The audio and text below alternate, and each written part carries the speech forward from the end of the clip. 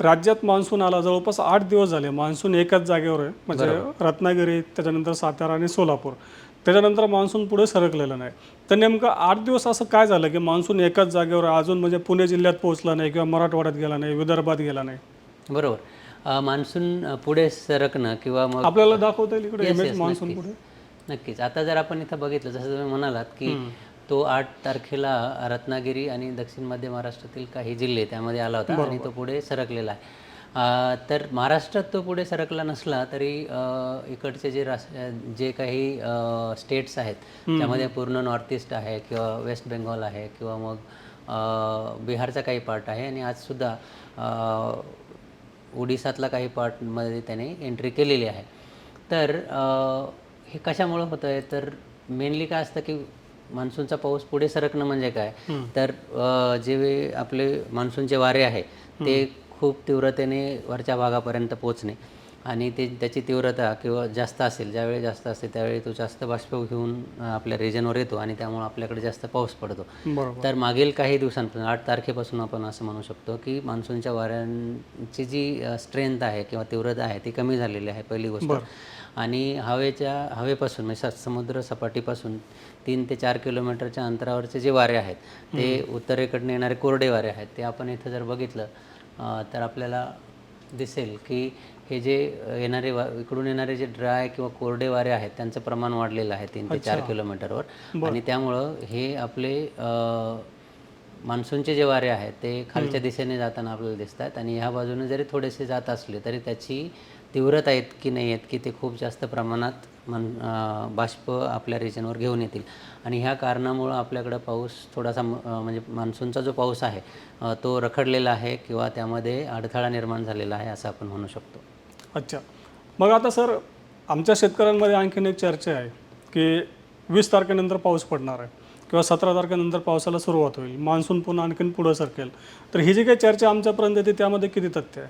Right. आता कसं आहे की कंडिशन्स बदलत असतात. ज्यावेळी आपण उन्हाळ्यातून पावसाळ्याकडे जातो अशा परिस्थितीमध्ये वातावरणामध्ये खूप ड्रास्टिक चेंजेस होत असतात आणि आपले जे मॉडेल्स आहेत त्यामध्ये सुद्धा खूप व्हेरिएशन्स बघायला मिळतं किंवा अंदाजामध्ये खूप व्हेरिएशन आहे. आज 1-2 दिवसासाठीचा जो अंदाज आहे त्यामध्ये उद्या परत चेंजेस होऊ शकतात किंवा 2 दिवसांनी खूप जास्त प्रमाणात चेंजेस होऊ शकतात आणि अशीच परिस्थिती आपल्याला दिसून येते. आणि आता जर आपण बघितलं की तुम्ही जसं म्हणालात 20-22 नंतर किंवा 18-19 नंतर पूर्ण चेंजेस होण्याचे चान्सेस आहेत. तर आजचं जर मॉडेल रन जर बघितलं आपण तर तो असं दाखवतो आहे की आजच्यासाठी नेमकं काय? हे मॉडेल आहे आपलं ग्लोबल फोरकास्टिंग मॉडेल आहे किंवा मग तुम्ही वाचलं असेल की भारत फोरकास्ट मॉडेल म्हणून आपलं रिसेंटली रिलीज झालेलं मॉडेल आहे. त्याचा हा अंदाज आहे आणि त्यामध्ये आपण जर बघितलं तर येणाऱ्या 24 तासांसाठी महाराष्ट्रातील बऱ्याच ठिकाणी कोरडं वातावरण राहण्याची शक्यता आहे. काही तुरळक ठिकाणी आपण बघू शकतो की वादळी पाऊस किंवा पूर्वमोसमी पाऊस पडण्याची शक्यता आहे. त्यानंतर उद्याचं जर बघाल तर त्यामध्ये सुद्धा सिमिलर कंडिशन्स दिसते आपल्याला. फक्त विदर्भातला काही भाग सोडला तर इतर ठिकाणी पावसाची शक्यता कमी आहे. ज्या ठिकाणी हे व्हाईट पॅचेस दिसतात त्याचा अर्थ पाऊस त्या ठिकाणी राहणार नाही किंवा असला तरी तो वादळी स्वरूपाचा किंवा पूर्वमोसमी स्वरूपाचा असण्याची शक्यता आहे.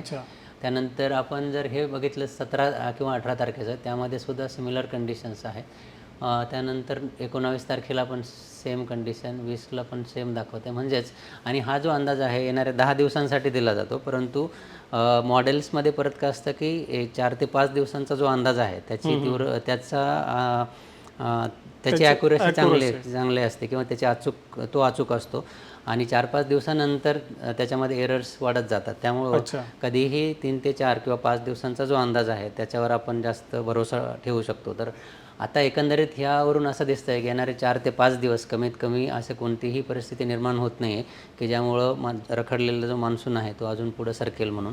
तर मी असं म्हणेल की 4-5 दिवस तरी अजून काही कंडिशन्स फेवरेबल नाही आहेत मान्सून पुढं सरकण्यासाठी आणि त्यानंतर परत काही किंवा डे टू डे आपल्याकडे अपडेट्स येत राहतील आणि त्यानंतर आपण तसं अपडेट देत राहू. परंतु आता तरी अशीच परिस्थिती आहे. अच्छा. आता पुढं 10 दिवसाचा जो अंदाज आहे तर 20 तारखेनंतर काही दिसतं आपल्याला? 10 दिवस ॲक्युरेसी नसली तरी कमीत कमी आता आज 15 तारीख आहे आणि 15 ते 5 पुढचे 20 तारखेपर्यंत मोठं काही बदल होण्याचे चान्सेस नाही आहेत. वादळी पाऊस बऱ्याच ठिकाणी किंवा काही ठिकाणी होऊ शकतो, परंतु तो मान्सूनचा पाऊस नसणार आहे किंवा सर्व दूर नसणार आहे. त्यामुळे त्या बेसिसवर आपण काही डिसिजन घेणं डिफिकल्ट असणार आहे. जसं तुम्ही म्हणालात की 20 तारखेनंतर काय दाखवतं आहे, तर हे आहे 22 तारखेला. 22 तारखेला सुद्धा काही काही ठिकाणी पॅचेस, पिवळे पॅचेस आपण बघू शकतो. तर ते सगळे मोसमी पावसाचे अंदाज दाखवत आहेत. पण जसं मी म्हटलं की आपण 20 तारखेपर्यंतचाच अंदाज यावरून चांगल्या प्रकारे सांगू शकतो. तर त्यामध्ये जास्त मोठे चेंजेस दिसत नाहीत. जरी काही जरी झाला पाऊस तर तो पूर्वमोसमी स्वरूपाचाच असणार आहे. आणि ह्यामध्ये जर काही बदल झाले परत अंदाजामध्ये तर ते आपण आपल्या वेबसाईटवर, ॲपवर दररोज ते अपडेट करत असतो. येस, बरोबर. म्हणजे तुमचं म्हणणं आहे की जेव्हा आपण उन्हाळ्याकडून पावसाळ्याकडे जात असतो तेव्हा ह्या वातावरणामध्ये खूप बदल होतात. म्हणजे काही वेळेला असं दिसतं की आता पाऊस पडेल, इथं सिस्टम तयार होते आणि दुसऱ्या दिवशी किंवा तिसऱ्या दिवशी ती सिस्टम गायब झालेली असते, तिसं दिसत नाही. राईट. मला तर वाटतं जूनच्या पहिल्या आठवड्यात असं घडलेलं आहे बऱ्याच वेळा होतं असं. कारण ज्यावेळी आपण ट्रान्झिशन करतो एका सीझनमधून दुसऱ्यामध्ये, तर मॉडेलमध्ये सुद्धा तसे चेंजेस दिसून येतात आणि त्याची ॲक्युरसी इतकी नाही या ट्रान्झिशन पिरियडमध्ये. पण ज्यावेळी आपल्याकडं फुल स्विंगमध्ये मान्सून असतो, म्हणजे जुलै आणि ऑगस्टमध्ये, जुलै आणि ऑगस्टमध्ये मॉडेल्स प्रेडिक्शन खूप चांगल्या प्रकारे आपल्याला देतं की कोणत्या ठिकाणी सिस्टम आता बनते आणि पुढल्या कोणत्या दिशेने जाणार आहे आणि त्या ठिकाणी पावसाचं डिस्ट्रीब्युशन कसं असणार आहे, हेवी रेनफॉल कुठे असू शकतो, या सगळ्या गोष्टी आपल्याला एकदम क्लिअरली कळतात.